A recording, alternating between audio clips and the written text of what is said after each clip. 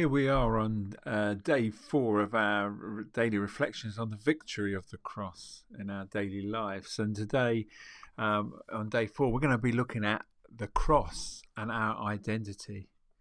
You see, the cross is the cornerstone of our Christian identity.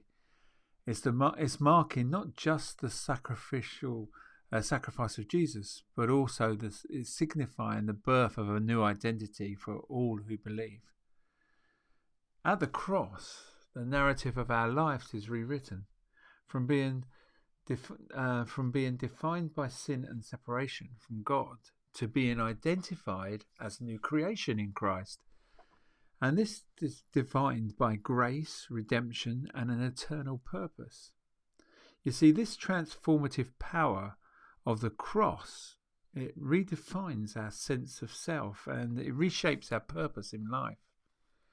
And as we anchor in on our identity in the reality of what Jesus accomplished, you see, the new identity is not earned by our actions or merits, but it's a gift of grace through faith in Christ.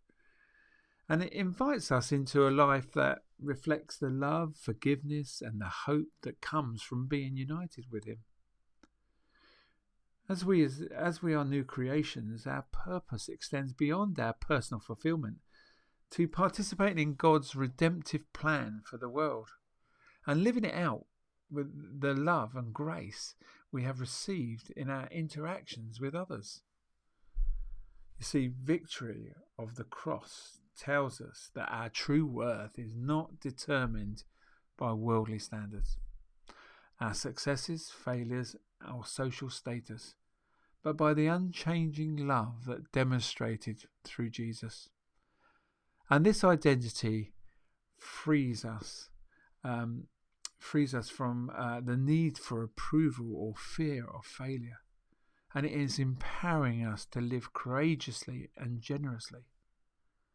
So as we take time to reflect on our lives and the areas of our life where we may be seeking identity in things other than Christ, like career or relationships, achievements, or even failures, spend a bit of time writing down how these compare to the identity and worth that you have in Christ.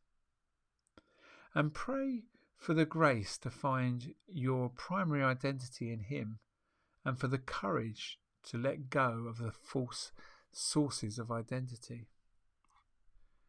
And with our identity firmly rooted in Christ, our purpose becomes clear. It's to love God and love others, serving as ambassadors of reconciliation in a broken world. So this purpose is not a burden, but a joyous response to the love that we have received. And it's compelling us to share that love with others in both word and deed.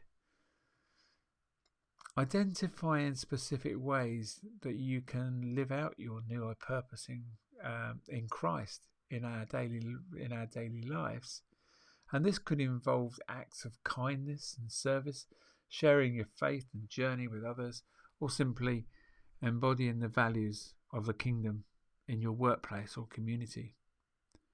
You see, we write these down and share them with a friend or family member is really useful. And it's inviting them to hold you accountable and perhaps even join you in living out this purpose. You see, the cross does more than just change our eternal destiny. It transforms our identity and our purpose in the here and now. As new creations in Christ, we are called to live lives that reflect the victory and the love that we have received. And sharing this journey with others is not only strengthens our own faith, but it also extends the invitation for them to discover their true identity and purpose in the shadow of the cross. So this communal aspect of our faith ensures that the transformative power of the cross continues to shape identities and change lives, one heart at a time. What a wonderful way to reflect on the cross this morning. And I look forward to sharing more with you tomorrow on this really important subject of victory of the cross.